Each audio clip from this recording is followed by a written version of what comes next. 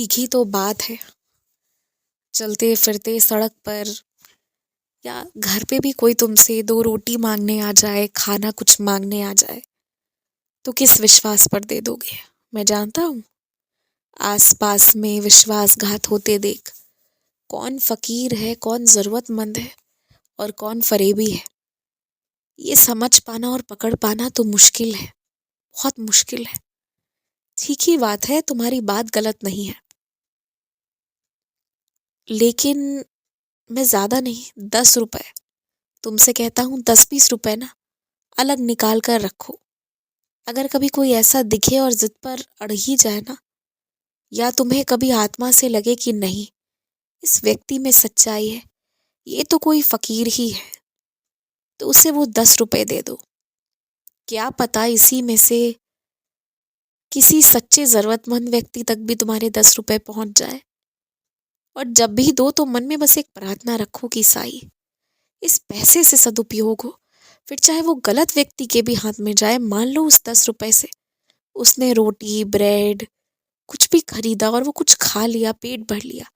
अब वो व्यक्ति गलत भी हो ना, तो भी उसने सदुपयोग किया है तुम्हारे दिए हुए पैसे का। तो बस ये विनती मन में रखो।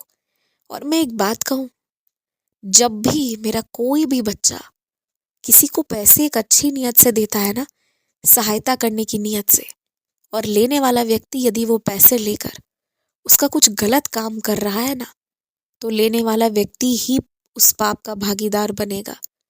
पैसे देने वाला बच्चा मेरा नहीं, क्योंकि मेरे बच्चे ने तो किसी पर विश्वास किया है, प्रेम से दिया है, इसीलिए।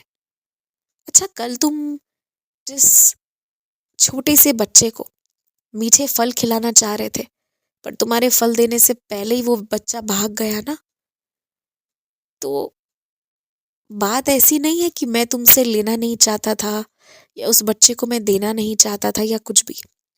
पर तुम जिसके साथ बाजार गए थे ना, उनकी नीयत कभी भी किसी को खिलाने की नहीं होती है।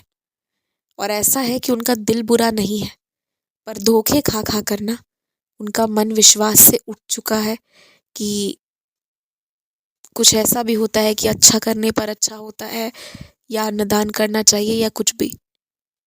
उनका ये सब मानना नहीं है। इस तरह की चीजों से विश्वास उठ चुका है। इसलिए उनके सामने मेरी इच्छा नहीं थी कि तुम ऐसा कुछ भी अन्नदान करो। इसलिए मैंने उस बच्चे को वहां से हटा दिया। मुझे पता है तुम्हें मुझसे बहुत प्यार है और मैं कुछ भी करूंगा ना, तो तुम रुकोगे, ठहरोगे, समझोगे। पर तुम्हारे साथ वाले जो है ना, उनमें इतना धैर्य नहीं है, वो नहीं समझेंगे। अगर उनकी मन की नहीं हुई ना, तो बस 2 मिनट लगेगा उन्हें, और वो मेरे पर से भरोसा भी उठा लेंगे।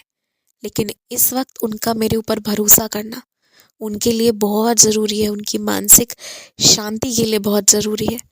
इसलिए अभी जो भी हो रहा है ना, तुमसे ज्यादा तुम्हारे साथ रहने वालों की मानसिक रूप से हिफाजत करने के लिए हो रहा है।